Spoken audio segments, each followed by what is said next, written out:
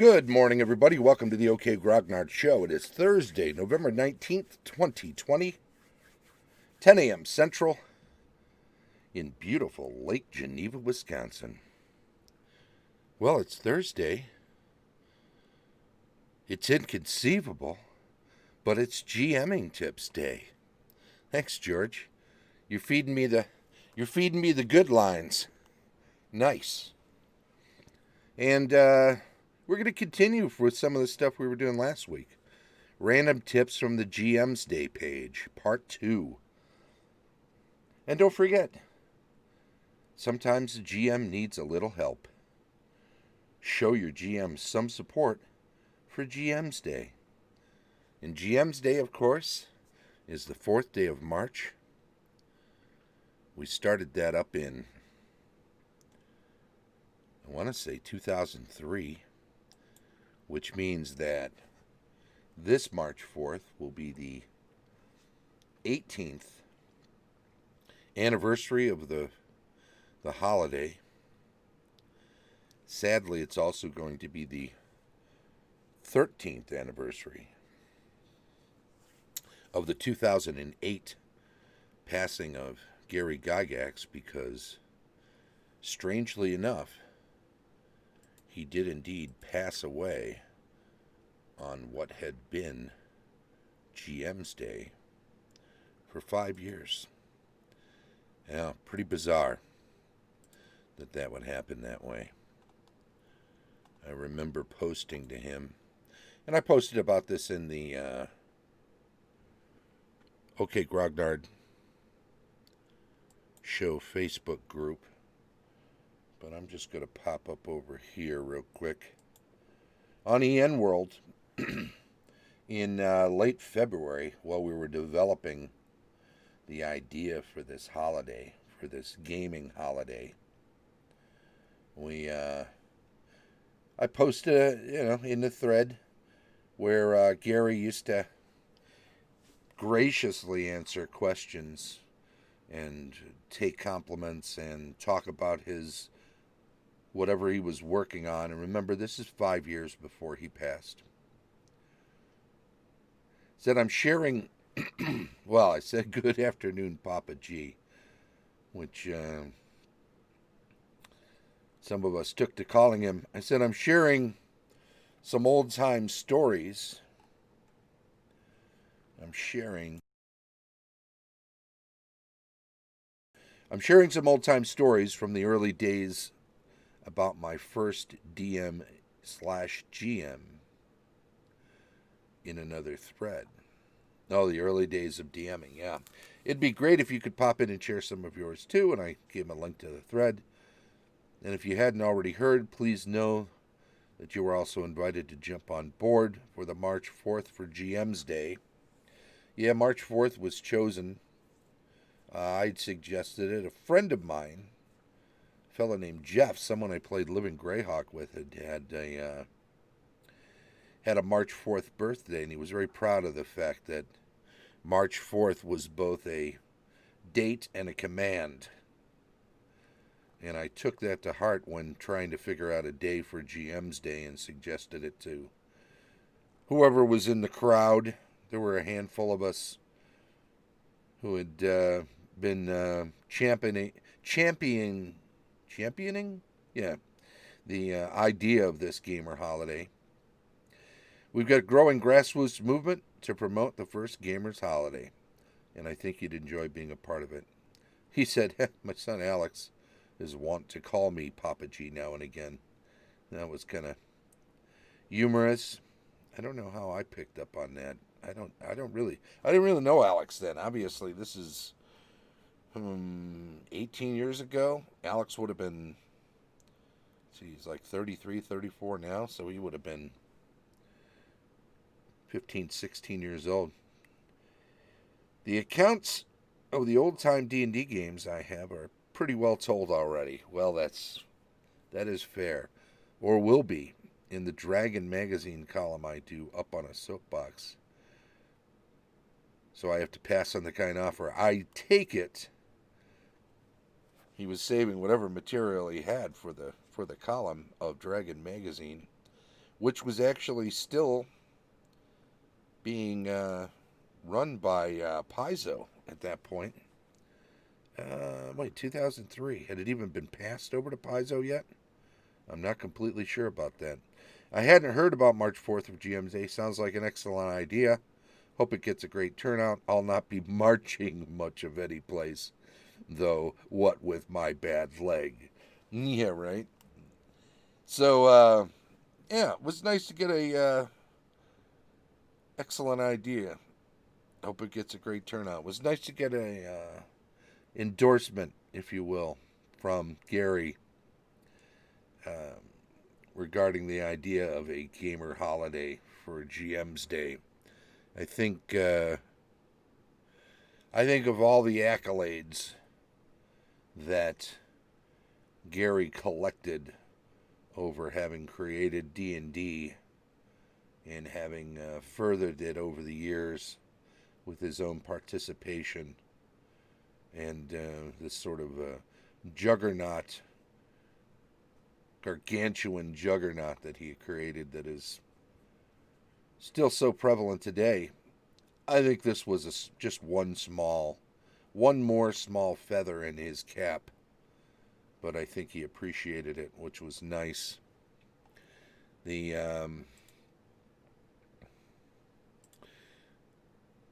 thing he seemed to like most about gaming was running games and bringing joy to people. Enemies, pets, you get the island,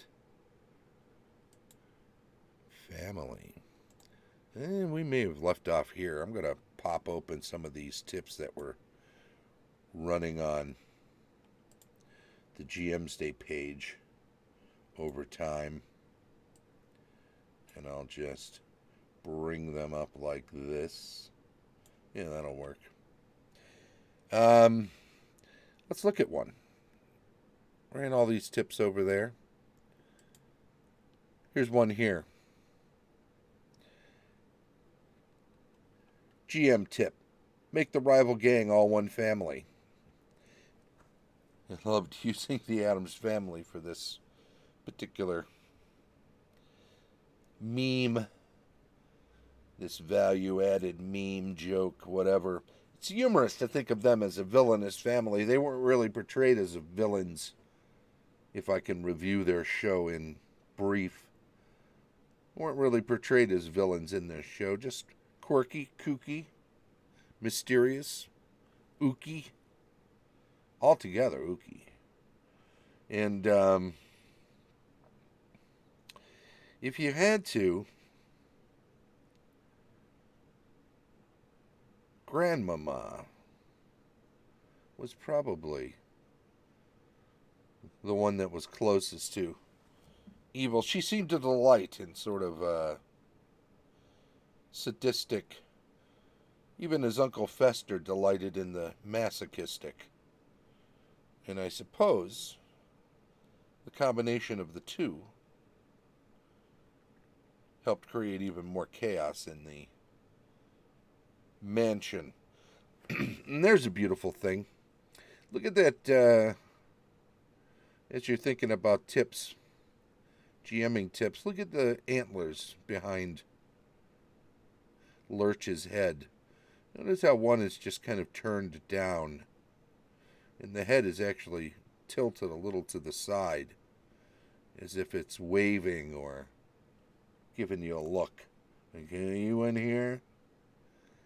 These are, yeah, I mean, you can describe a trophy room or a salon of a mansion, of a supposedly scary mansion, as having taxidermy animal heads up on the wall, including a moose and a this and a that and another.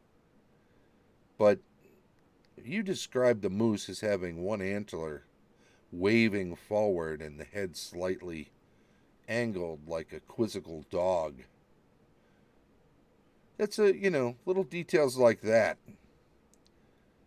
keep people on their heels, a little off balance, And if you're trying to create a sort of macabre situation, a horror situation, and we're just past Halloween, but it doesn't mean we can't have this year round, right?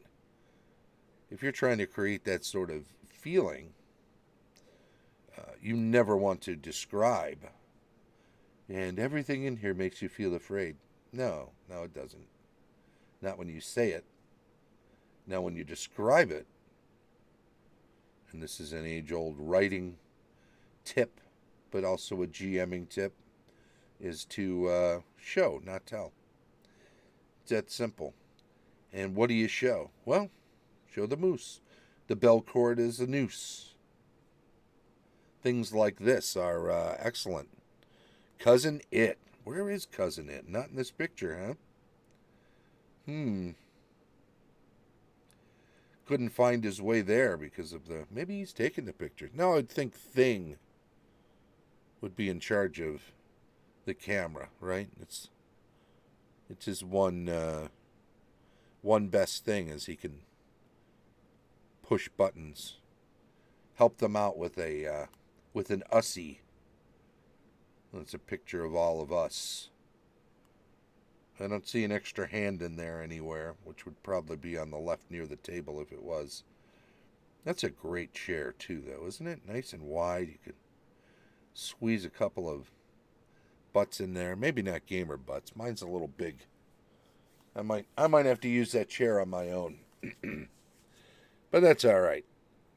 Have the antler move each time they look back at it? Yeah, right? Perfect. If you want to draw attention to it as a clue, definitely have it be active. If you want to just have it be scenery, there's a GMing tip for you too. If you want to just have it be scenery, describe it once and leave it. If they go examine it, describe it as you described it before. Don't add or embellish too much, except what they would notice if they're closer, that it's dusty, perhaps, that there are cobwebs between each, I don't know, what do you call those, tines of the antlers? And, right, that's right, tines, like tines of a fork or whatever. And just what they would add by getting closer to it or touching it. If you're gonna have it move, I would think you probably want it to be special in some way. In particular, it's moving because it's trying to get you there to examine it more closely. Otherwise, you risk spending a lot of time on something that isn't necessarily all that important. And that's kind of a general tip, really, GMing tip, is if you describe a room and the only thing you spend any time on is talking about that moose's head and the antler, and then they look away and they look back and you say, well, now the antler's in a different place, you're definitely signaling that you want them to spend time on this moose's head in some way. So once you've purposefully asked them to spend time, get them to invest time in it, you really do want there to be a payoff in some way. Whether they find a key in the mouth or the eyeballs are actually something that you can remove and then stick your fingers in and it opens a secret door. You want some sort of payoff for any time investment. And this is true in the big picture of gaming too. If you have people come and sit down at your table or join you online at a virtual game table, you want there to be a payoff. You want them to feel as if they've enjoyed themselves. Now, sometimes it's out of your control, but GMing tip, you can stack the deck in your favor. And that's just part of paying attention and making sure that the payoffs for the investment of time are worth it. Our recompense, is that the phrase? Let's take a look at another one. GM tip. Consider the backstory. everything starts somewhere, but not everything can start just anywhere. Now, this is interesting in that this was a picture of a god statue from an old movie. Boy, what movie was it? Any help from the stream chat on this one? It was an old movie in which this was part of the set. And then somehow it wound up in a yard in New Jersey, I want to say, Pennsylvania, eastern Pennsylvania. And it sat there for a long time. And then in early internet days kind of became a sort of an internet sensation, something people would point to as, in stories about the weird or unusual or whatever. And this idol sitting in someone's backyard became a bit of a sensation. It got discussed and talked about. And people researched it and figured out what movie it came from, but nobody was able to quite figure out how it came to be where it was. And then it disappeared. And then there was more conjecture. What happened to it? Is there going to be a sequel to the movie so many years later? What was going on with this thing? And then some information surfaced that it had been picked up. It had been purchased by somebody who was starting a bar, a restaurant, and tavern. I'm not sure if it was meant to be like an old movie theme, or maybe it was supposed to be like a heavy metal theme. You could see something like this being. It takes up a lot of room though, so this has got to be a huge warehouse type bar, right? Some place that's so big that something of this size isn't like the main feature. Can you imagine? It's just part of the decor. Maybe it is the main feature, but still, it can't be the only thing, right? Or do you put it up outside above the front door? I'm not sure if there are many neighborhoods where you could do that, where someone wouldn't be outraged. I mean, it is rather pagan looking, and religion is a thing for some people, for sure. They take it pretty seriously and don't always have a sense of humor or a sense of irony of seeing something like this in their neighborhood, right? The point is, that was the story that came out, but then nothing ever came of it. And I don't know if this happened not long before the economy started to turn, and then the turn into this pandemic would have made opening a big, huge bar restaurant business rather tricky, to say the least, if not a fool's errand. So we'll keep tabs on this story and try to remember or figure out more details about it down the line. Consider the backstory. Everything starts somewhere, but not everything can start just anywhere. Right? So if this wasn't made as a major set piece for a movie, does this thing ever get made? I don't think it's concrete. It's sitting on top of some railroad ties on a pile of gravel, so it could be pretty heavy. I don't know how old the movie was.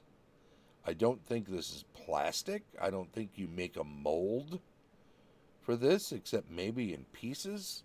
This may well be something that is carved out of huge pieces of styrofoam and then molded together and then covered in latex so that it is protected in some way. Obviously, if it was sitting out in someone's backyard for years and years, the weather can't have done too much damage to it to look as it does even now. Might be an album cover prop. We'll need some research time. Yeah, if you did a Google search by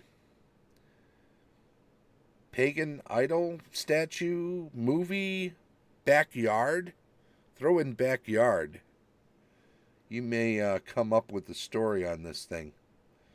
And we can figure it out. What are we, 20 minutes in? Let's look at a couple more. Let's try to get a couple more in. I used this as the title card image last week, so we won't spend too much time on it. Don't get lost in your books. That's a big tip. And these are big books. These are easy to get lost in. Some people imagine game books are, when they think about them in the theory, they think about how big these are. Look at how many bookmarks sticking out of the top of this. That's because they're running the grappling rules, so they need to check a lot of. Boy, there's a shot at grappling rules over the years, huh? Has anybody ever really gotten those right? It always seemed to me that strength and dexterity checks were enough. Just do opposing strength checks. If somebody wants to slip in a dexterity check, good enough. But ultimately, one is going to have to come out on top. You win 3 in a row, provided you're describing things that are allowing for slipping my head through the arm and twisting the arm back. Strength check. Grappling. Good times. Make it easy on yourself. GMing tip 725. Even the real world has alien environments that apparently look like candy corn. Isn't that bizarre? A real world rock formation. There are a lot of strange ones. Balancing rocks are another one that always throw me off. But, this is just stratified stone. This is why it's in layers like it is. I would guess that at one point all of this was covered. Perhaps it got pushed up in some sort of a tectonic upheaval. Something along those lines. But you can describe things. There are real-world examples of very alien-looking environments. I think it helps if you go into extreme real-world environments, like the desert, like deep in a jungle, like near a volcano, the highest of mountains, the lowest of valleys, the deepest, right? You think about the, the Mariana Trench. You think about some of the species of fish and animal, various things that are down there look entirely alien to us. And it's not just because we don't see them every day. It's in part because some of the features of these creatures deep down near the trench are very dissimilar from other animals or creatures or fish or whatever that we would see in a more regular environment. So sometimes it takes an extreme environment to create the appearance of an alien rock structure like this, or creatures of an alien-esque nature. So keep that in mind. Let's see if we get another one here. Oh, yes. Sharpen your pencils and your wits. 2014. Obviously, I dropped this one 6 years ago or so on the GM's Day page. GMing Tips for Every Occasion by T.P. Killa. Here you go. Using a giant pencil. So this was more of a less of a tip and more of a joke, but it bears discussing the whole idea of the TBK, the total party kill. How do you deal with that sort of thing? Is that something that, when it happens, should you let it happen? Is it something that you should try to avoid? Are you a by the book sandbox DM who just wants the dice to fall where they may? George in the chat says one DM tip was a Bruce Lee quote. Be like water. Don't be rigid, but flow and take on the shape of the adventure. That's an interesting philosophical point, right? The idea of going with the flow, following along, allowing the adventure to unfold, even as you're running it, to not attempt to steer it specifically or control every aspect of it, to just fill in the gaps like water would, to fill in the descriptions and details in ways that make it feel fulfilled, right? Let the adventure take its own shape. Let it spring out of gameplay is something I've always said.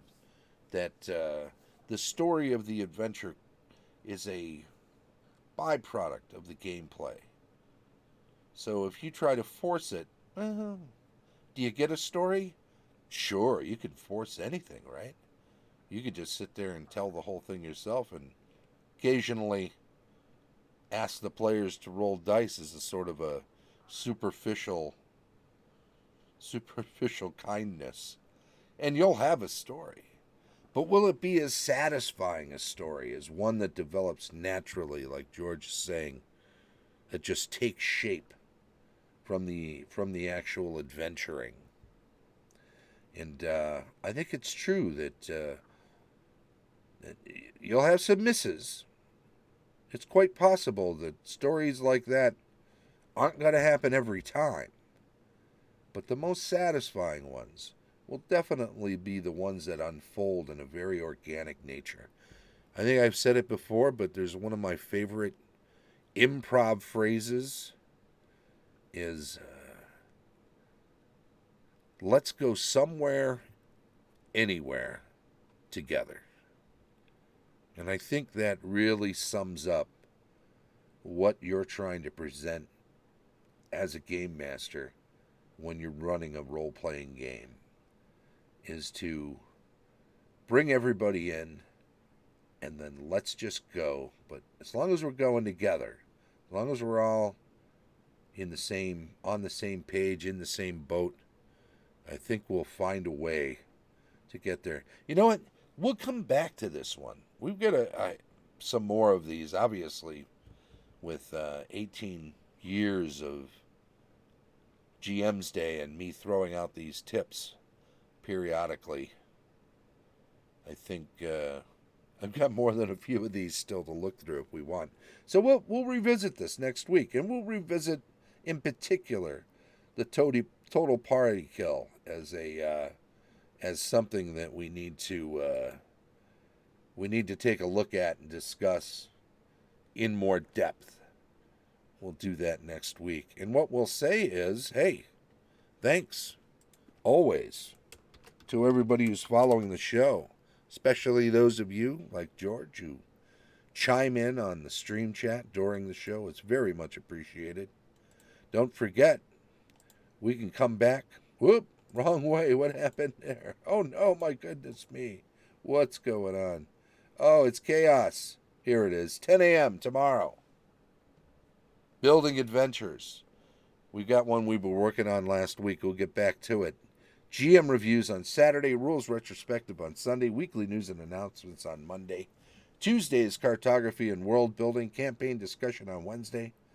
Then back around the horn to GMing tips next Thursday. If you're catching up with us on YouTube, thank you very much. Please do subscribe to the channel and give us a thumbs up on any videos you watch if you enjoy them. If you have some constructive criticism or want to give us an attaboy or want to say something pertinent to the topic at hand, please do so in the comment section of any video on YouTube.